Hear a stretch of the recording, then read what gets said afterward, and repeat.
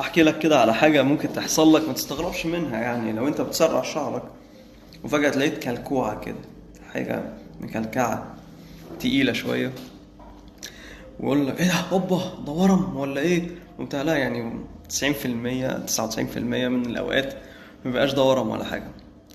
ده بيبقى بس يعني احنا عندنا خلايا هنا دهنية بتطلع زيوت للشعر. ساعات الخلايا الدهنية دي بيبقى ليها تيوب، بيبقى ليها كده زي الممر ده، وهو بيطلع الزيت بتاعه ده بيبقى اتسد. ماشي. فبيعمل حاجة اسمها كيس شمعي، يعني كيس مليان شمع، بس الكيس ده بيلم بكتيريا كتير جدا.